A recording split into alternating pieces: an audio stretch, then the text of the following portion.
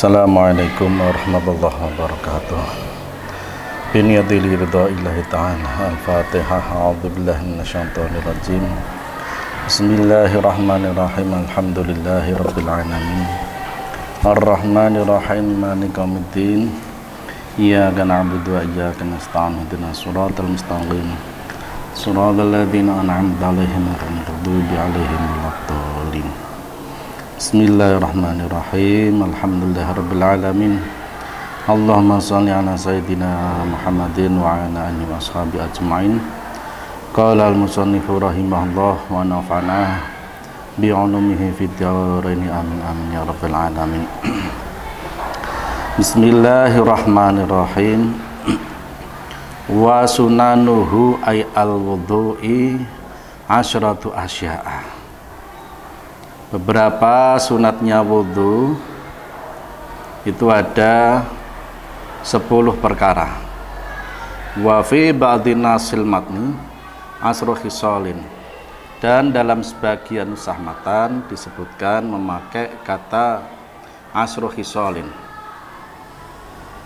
bukan memakai asratu asya, tapi memakai asratu khisalin.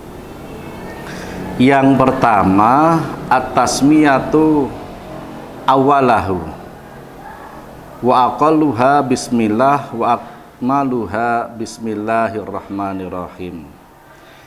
Yang pertama sunatnya wudhu itu yaitu menyebut asma Allah ketika permulaan wudhu. Paling sedikitnya membaca tasmiyah yaitu kalimat bismillah, sedangkan paling sempurna memakai kalimat bismillahirrahmanirrahim. Falau taraka at-tasmiyata awalahu atabiha fi asna'ihi. Jika seseorang tertinggal ataupun meninggalkan membaca basmalah pada permulaan wudhu, atabiha fi asna'iha, maka harus membaca bismillah pada pertengahan wudhu. Tapi fa in faragha minal wudhu, jika sudah selesai mengerjakan wudhu, lam ya'ti biha, maka tidak disunatkan membaca bismillah. Jadi maksimal membaca bismillah itu ketika pertengahan wudhu. Tapi jika sudah selesai dari wudhu, maka tidak sunnah membaca bismillah. Wa ghuslul kafain. Kemudian lagi sunahnya wudhu membasuh kedua telapak tangan ilal ku'ain, sampai pergelangan tangan. Jadi membasuh sampai ku'ain, pergelangan tangan. Qabla al-madmadah, sebelum bermadmadah, berkumur. Jadi membasuh kedua telapak tangan sampai pergelangan ini disunatkan qoblal madmadah, sebelum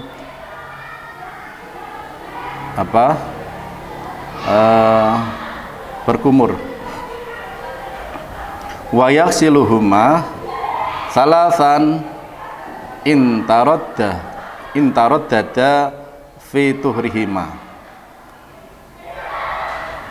dan membasuh kedua telapak tangan tadi 3 kali jika memang dikhawatirkan akan kesuciannya.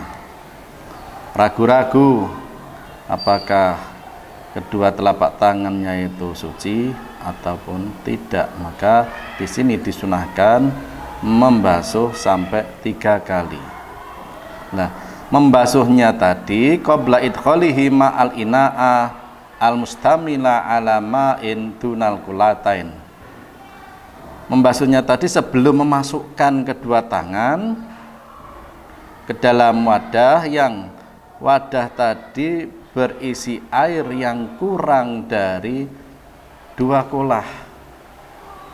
Jadi ketika dia itu ragu-ragu sebelum memasukkan tangannya ke dalam air ataupun wadah yang kurang dari 2 kolah, lah itu lebih dahulu dibersihkan, disucikan ataupun dibasuh.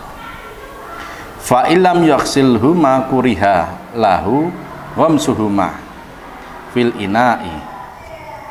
Dan jika tidak membasuh kedua telapak tangan tadi, maka hukumnya makruh memasukkan kedua tangan ke dalam wadah atau ke dalam air. Wa in tayaqqana turhuma lam yukroh lahu ghamsuhuma. Jika kalau memang sudah merasa yakin akan kedua telapak tangan tadi yakin bersih dan suci, maka di situ tidak makruh memasukkan tangan ke dalam wadah atau ke dalam air tersebut. Kemudian lagi sunahnya wudhu, yaitu wal matmadatu, itu berkumur ba'da ghuslil kafaini, setelah membasuh kedua tangan. Jadi pertama kali membasuh kedua tangan sampai ini pergelangan, kemudian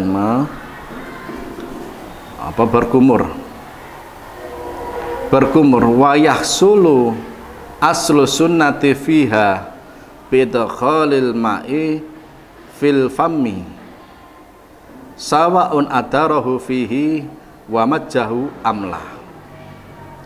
Kesunahan berkumur tadi sudah masuk kesunahan, yaitu dengan cara memasukkan air ke dalam mulut, sawa'un adarhu fihi wa majau amla, ke dalam mulut tadi, kemudian diputar-putar air tersebut ke dalam ke dalam mulut, di dalam mulut diputar-putar air, kemudian wa majjaha, terus dimuntahkan atau tidak. Maksudnya yaitu kesunahan tersebut sudah hasil ketika memasukkan air ke dalam mulut, kemudian diputar-putar dalam mulut, baik langsung dimuntahkan atau ditelan. Jadi ditelan pun juga bisa, ya kecuali kalau memang orang yang sedang puasa itu lain lagi. Tapi kalau dalam keadaan biasa itu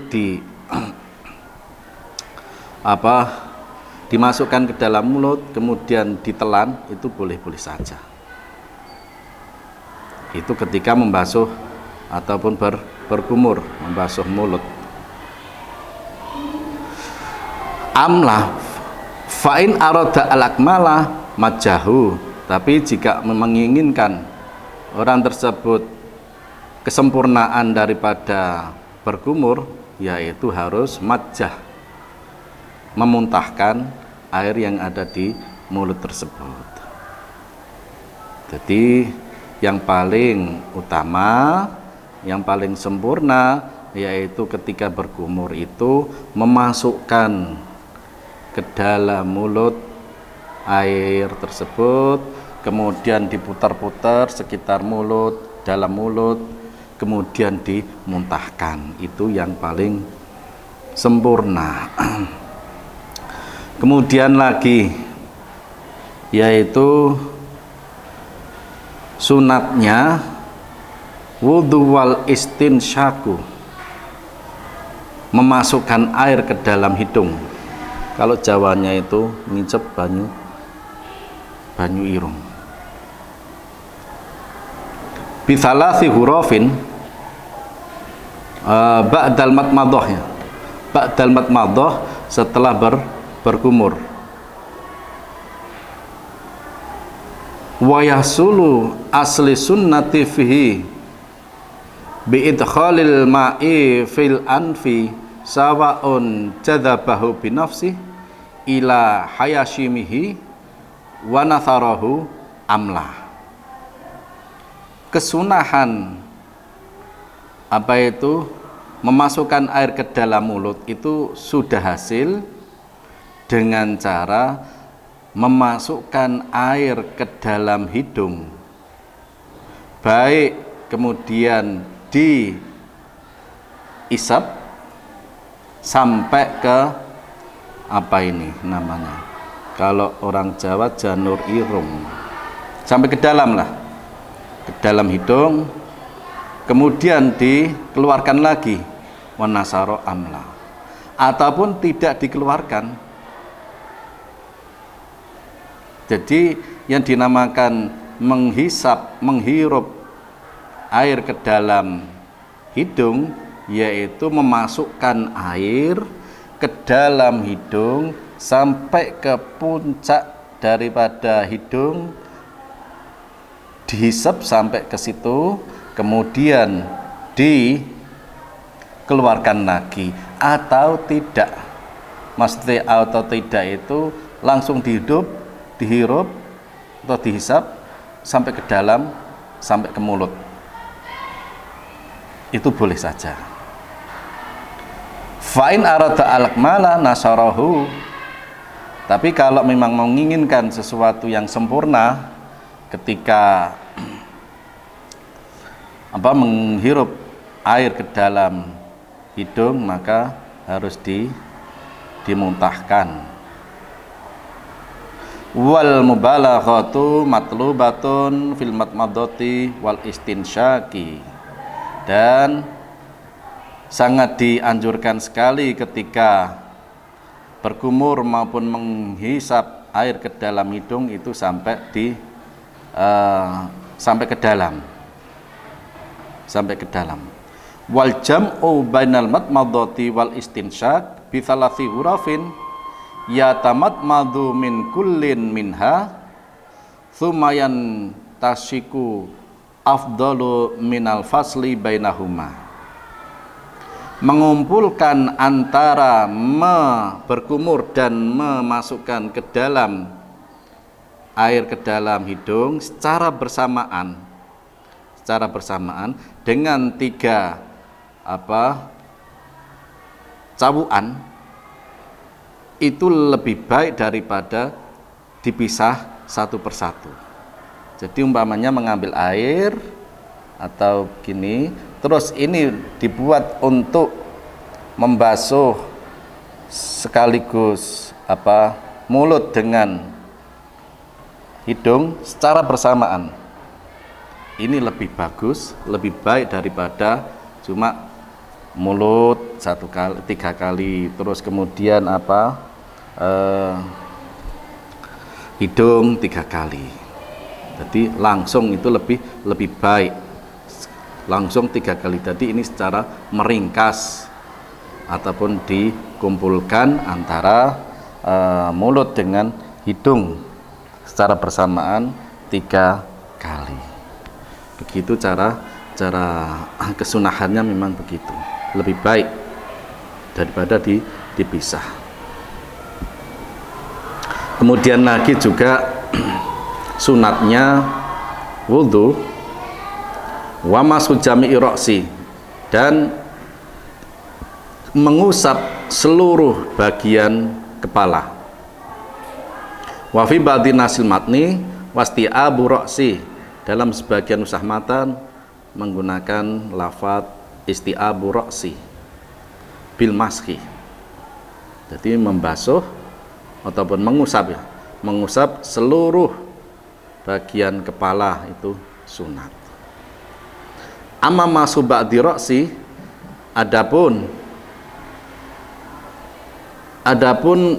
mengusap sebagian kepala fawajibun kama sabak, yaitu hukumnya wajib. Jadi kemarin sudah dijelaskan bahwa sebagian mengusap kepala, baik mungkin di sini ataupun di tengah ataupun di pinggir belakang, atau pokoknya selama masih ada di wilayah kepala maka itu wajib.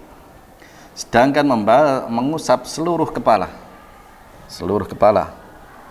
nah ini hukumnya sunat.